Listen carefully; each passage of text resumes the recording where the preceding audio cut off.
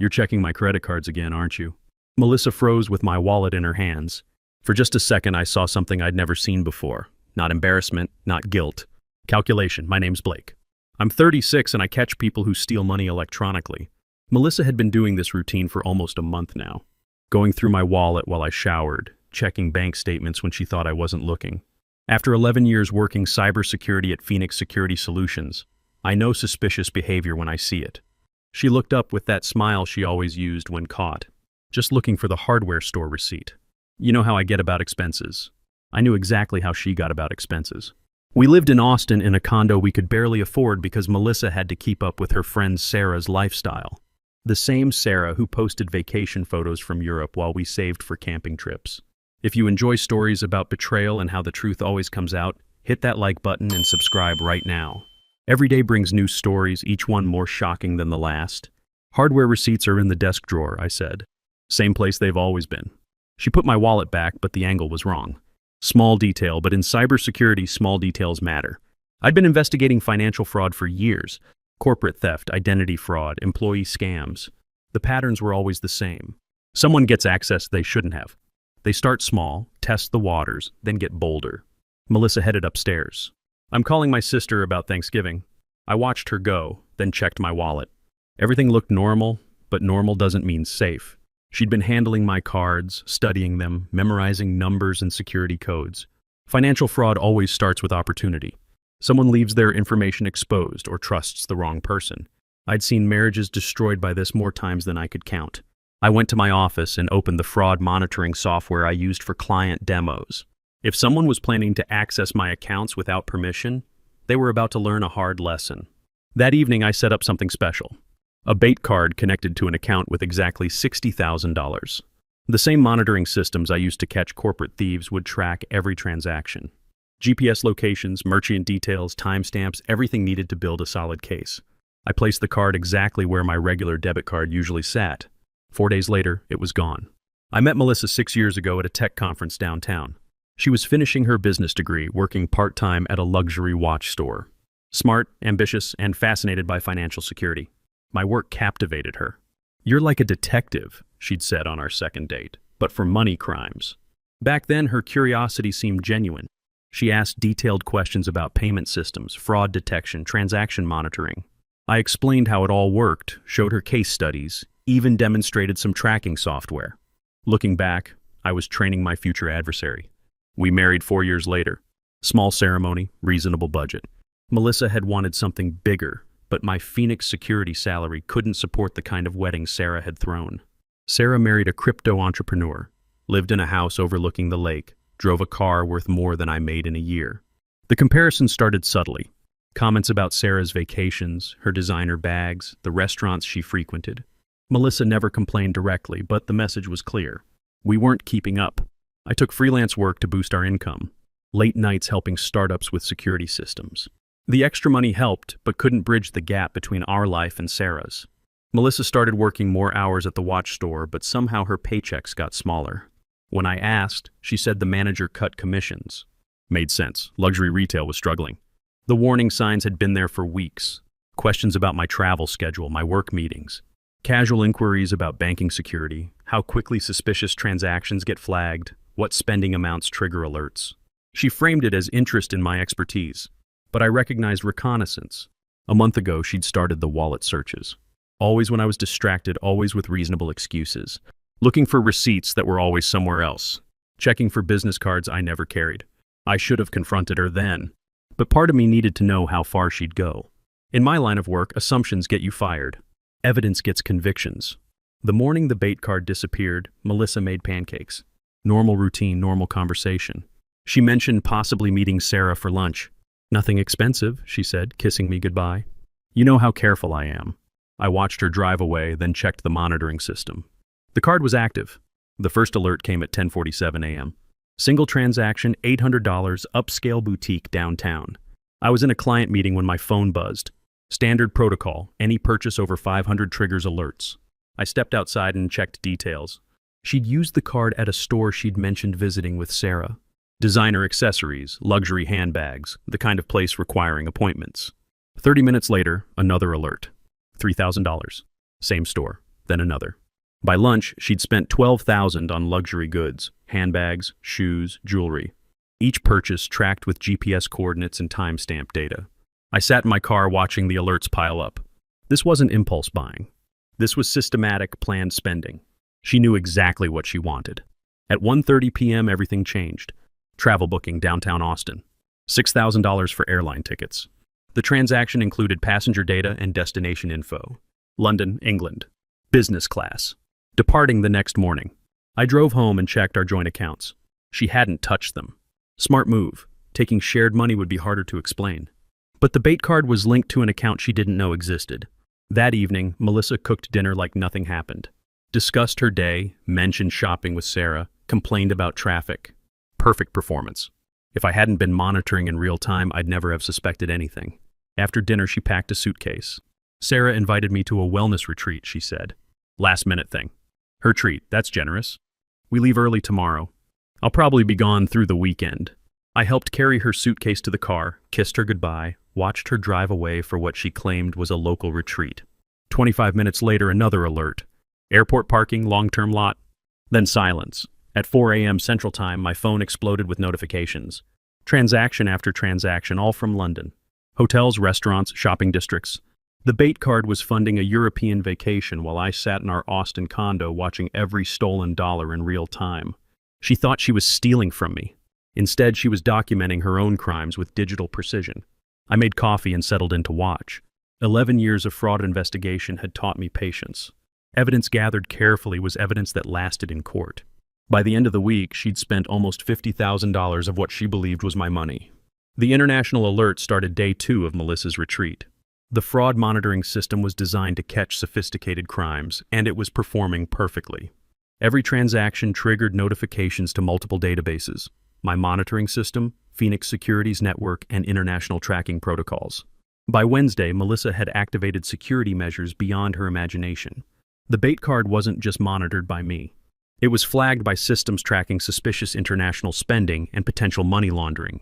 Her London shopping spree triggered automatic reviews by 3 different financial crime units. The volume and pattern, first-class flights paid for with a card that had been dormant for months, luxury purchases totaling tens of thousands in days, suggested either legitimate wealth or criminal activity. The kind of spending that sent red flags through international banking networks. Thursday afternoon, I got a call from Agent Lisa Chen with the Financial Crimes Enforcement Network, same agency I consulted with on corporate cases. Blake, we've detected unusual activity on one of your monitored accounts, she said. International transactions, high volume. Pattern suggests potential unauthorized usage. I'm aware, I told her. It's part of a personal investigation. Personal investigation? Someone close to me has been accessing financial information without authorization. I set up a monitoring system to document the extent of the fraud. There was a long pause. Blake, are you telling me you're running a sting operation on someone in your own household? I'm documenting unauthorized access to financial accounts. The subject believes they're accessing funds without detection. They're wrong. Agent Chen was quiet for a moment. How much money are we talking about? Approximately $47,000 so far. All tracked, all documented, all connected to accounts the subject was never authorized to access. Blake, do you understand what you've stumbled into? This isn't just personal fraud anymore. International transactions over $50,000 trigger automatic money laundering investigations. Customs enforcement in the UK has been flagged. Immigration has her passport flagged for enhanced screening on return. I sat down at my desk and pulled up the transaction logs. Melissa's European adventure had evolved from simple theft into an international financial crime investigation. Her unauthorized use of the bait card had created a digital paper trail that spanned multiple countries and involved numerous law enforcement agencies. What happens when she tries to come home? I asked. Enhanced customs screening. Detailed financial questioning. If she can't prove legitimate source of funds for her purchases, things get complicated quickly.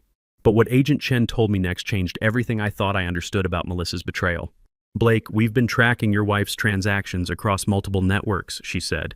This isn't her first time using stolen financial information for international travel. My stomach dropped. What do you mean? We found records of similar spending patterns going back 14 months. Different cards, different accounts, but the same signature behavior. Luxury travel, high-end shopping, first-class accommodations. I sat down hard in my kitchen chair. That's impossible. She's never traveled internationally without me.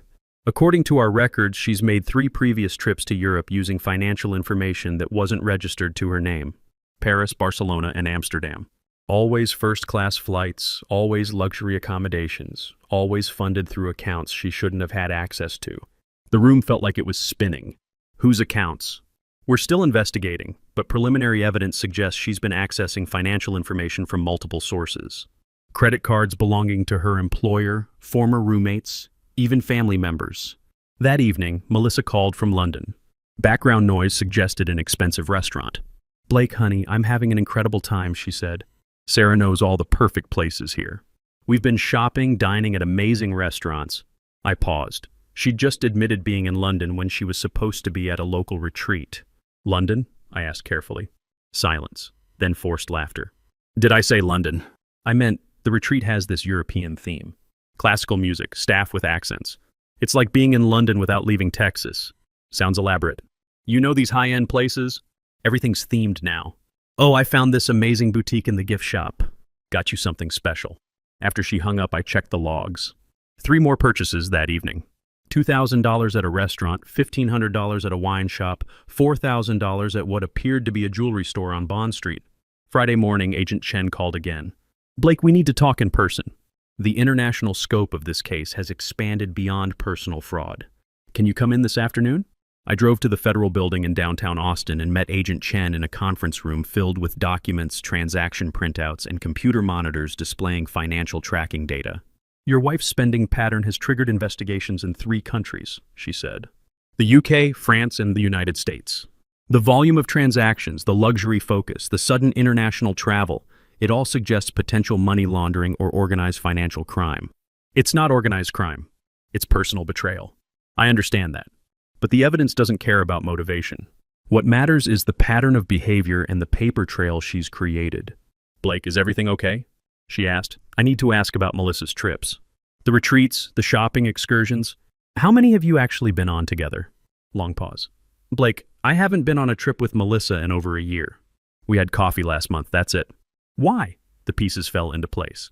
Melissa had been using Sarah as cover. Every retreat with Sarah had been a solo crime spree funded by stolen money. Agent Chen called back that afternoon with more details. "We've identified at least 6 different accounts she's accessed without authorization," she said. Her employer's corporate credit card, her sister's personal accounts, credit cards belonging to former co-workers.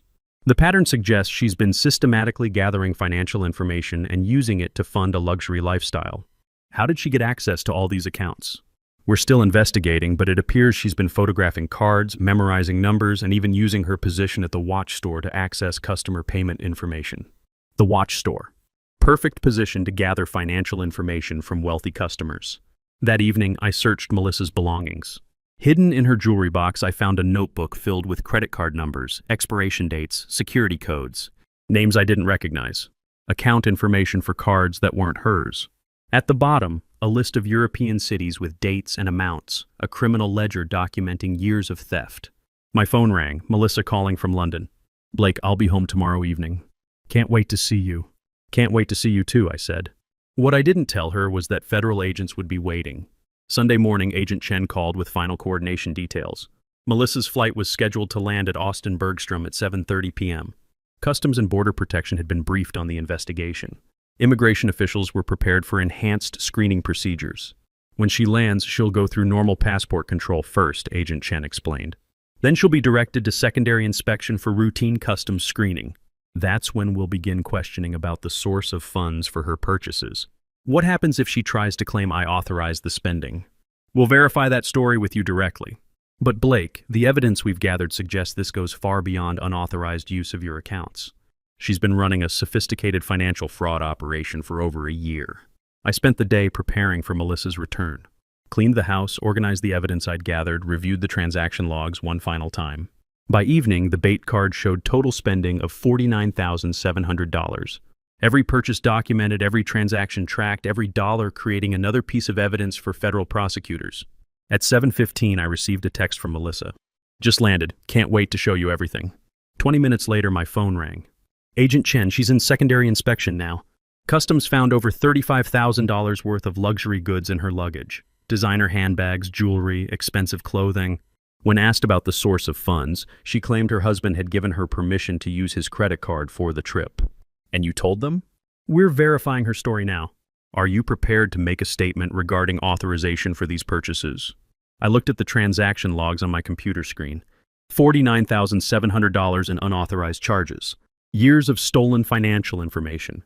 A notebook full of credit card numbers belonging to other people. I never authorized any spending. She accessed financial information without permission and used it to fund international travel and luxury purchases. That's what we expected. Blake, you should know that she's also carrying a second set of credit cards, names and account numbers that don't match any cards registered to your household. The stolen card information from her notebook. Even on her return flight, Melissa had been carrying evidence of her crimes. At 8:45, Agent Chen called again. She's been arrested on charges of credit card fraud, identity theft, and international money laundering. The evidence from your monitoring system, combined with the stolen card she was carrying, gives us a solid federal case. What happens now? Federal custody, held pending arraignment. Given the international scope and sophisticated methods, she's looking at significant prison time. At 9:30, I received a call from a number I didn't recognize. Blake, this is Melissa. I'm allowed one phone call. There's been a terrible misunderstanding. Can you come to the airport and clear this up? What kind of misunderstanding? They think I stole money for the trip. I told them you gave me permission to use your card. Just tell them it was authorized and we can go home. I looked at the transaction logs on my computer screen. $49,700 in unauthorized charges. Years of stolen financial information. A notebook full of credit card numbers belonging to other people. Melissa, I never gave you permission to use any of my accounts. Silence on the line. Blake, please, I can explain everything. I'm sure you can. Save the explanation for your lawyer. I hung up and turned off my phone. The house felt quiet for the first time in years. The arraignment was scheduled for Tuesday morning at the federal courthouse in downtown Austin. I sat in the gallery as Melissa was brought in, wearing an orange jumpsuit, her hands cuffed behind her back. The woman who had spent $50,000 on designer goods in London looked smaller now, diminished by the reality of federal criminal charges. Assistant United States Attorney Sarah Rodriguez read the charges aloud. Credit card fraud, identity theft, international money laundering, conspiracy to commit financial crimes. Each charge carried potential prison sentences measured in years, not months. Your Honor, Attorney Rodriguez said, the defendant engaged in a sophisticated criminal enterprise spanning over 14 months. She systematically accessed financial information belonging to multiple victims, used that information to fund luxury international travel, and attempted to conceal her crimes through elaborate deception. Melissa's court-appointed attorney requested bail, arguing that she was a first-time offender with ties to the community. Attorney Rodriguez responded by presenting evidence of the international scope of her crimes, the sophisticated methods she used, and the substantial financial losses to multiple victims. The defendant poses a significant flight risk, she argued. She has demonstrated a pattern of international travel funded by stolen money. She has shown expertise in accessing and exploiting financial systems, and the evidence suggests she was planning additional crimes at the time of her arrest. Judge Robert Martinez reviewed the evidence, including the notebook of stolen credit card information found in Melissa's possession and the detailed transaction logs from my monitoring system. The court finds that the defendant poses both a flight risk and a danger to the community, Judge Martinez ruled. The systematic nature of these crimes, the international scope, and the sophisticated methods employed suggest a high likelihood of continued criminal activity if released. Bail is denied. Melissa looked back at me as she was led away. I didn't wave. Outside the courthouse, Agent Chen handed me a folder containing financial recovery information. The $50,000 from your bait account will be returned within 30 days, she said. As for the other victims, we're working with international law enforcement to trace and recover stolen funds. I drove home to an empty house and started making phone calls to change every password, every account number, every piece of financial information Melissa had ever seen. 4 months later, Melissa pleaded guilty to federal financial crimes charges. The evidence was overwhelming. The transaction logs from my monitoring system, the notebook of stolen credit cards, testimony from other victims who had unknowingly funded her European adventures. She received a sentence of 96 months in federal prison, followed by 36 months of supervised release. Restitution was set at over $350,000, representing the total amount stolen from all victims over 14 months of criminal activity. The jewelry store where she worked was also investigated. Owner Michael Santos discovered that Melissa had been systematically photographing customer credit cards during transactions, using her position to gather financial information from wealthy clients. 4 additional victims came forward, all customers who had shopped at the store and later discovered unauthorized charges on their accounts. Sarah called me after the sentencing hearing. Blake, I had no idea what she was doing. All those times she said we were traveling together. She was lying to both of us. I know, you weren't the only one she deceived. Is there anything I can do? Just remember that some people aren't who they pretend to be. I moved out of the Austin house 8 months later. Too many memories, too many reminders of the life I'd built with someone who had been lying from the beginning. I took a new position with a cybersecurity firm in Austin specializing in financial fraud prevention. The irony wasn't lost on me. The skills that made me good at catching corporate thieves were essential for documenting my wife's crimes. The bait card meant to catch a suspicious spouse exposed an international criminal operation. Sometimes the person closest to you is the one you know least. 6 years together, and I'd been living with a stranger who saw me as just another source of money. But her greed became her downfall. She got so comfortable with crime that she made one fatal mistake. She tried to steal from someone who catches thieves for a living. The cybersecurity expert became the victim, but more importantly, became the one who brought the criminal to justice. If you enjoyed this story about betrayal and how expertise can expose the truth, please like this video and let me know your thoughts in the comments. If you haven't subscribed, hit that subscribe button and notification bell for more stories like this. Thanks for watching. See you next time.